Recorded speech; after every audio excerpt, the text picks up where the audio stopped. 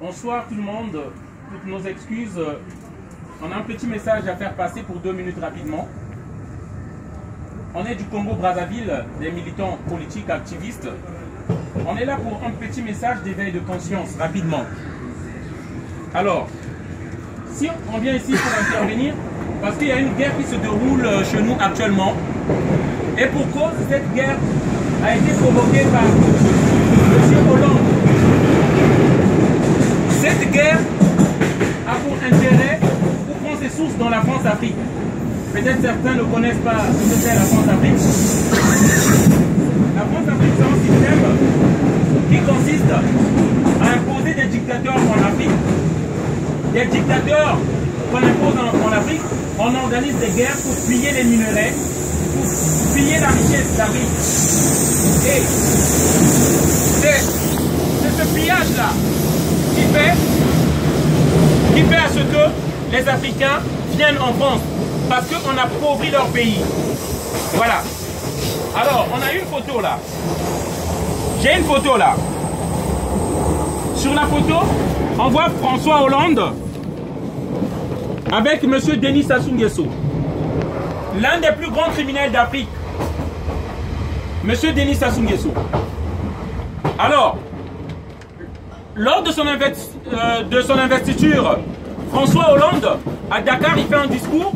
Il dit qu'il est contre tous les dictateurs qui veulent se maintenir au pouvoir, qui veulent changer la constitution. Parce qu'on avait un problème de constitution, on avait un dictateur qui voulait se maintenir au pouvoir en modifiant la constitution. Et François Hollande, bien après des consultations, après des discussions avec ce dictateur, va dire une phrase, pour ceux qui suivent bien la politique, où il dit que M. Denis Sassou Nguesso a le droit de modifier sa constitution. Aujourd'hui dans notre pays, depuis la modification de cette constitution-là, depuis le passage en force, depuis les élections volées, au Congo-Brazzaville, il y a une guerre à huis clos. On tue, on torture, on tue des enfants. Dans l'image, la semaine dernière, un enfant de 3 ans qu'on vient encore de tuer au Congo-Brazzaville. Et au nom des intérêts français, on ferme la bouche.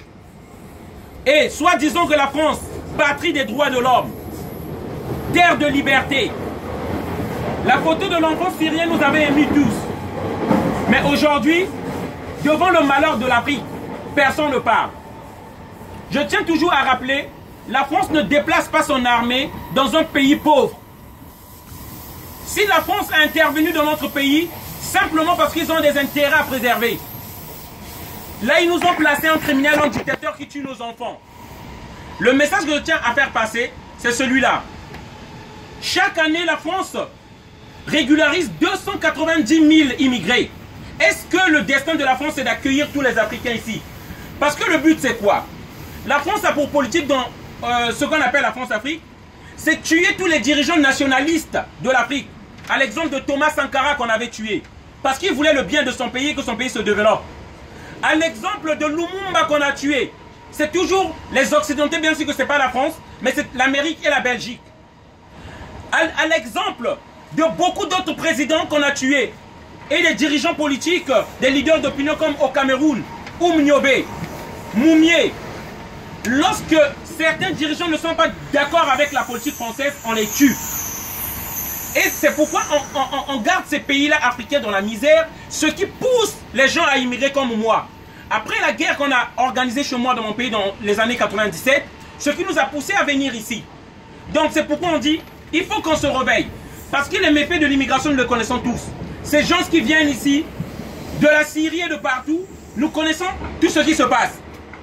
C'est à cause de la mauvaise politique qui se passe avec nos dirigeants, c'est pourquoi ces gens-là viennent ici. Donc le message à faire passer, c'était celui-là. Surtout pour dire que il faut arrêter avec ce système France-Afrique qui tue les Africains et qui fait immigrer les Africains. Désolé de vous avoir dérangé. Merci encore pour votre attention.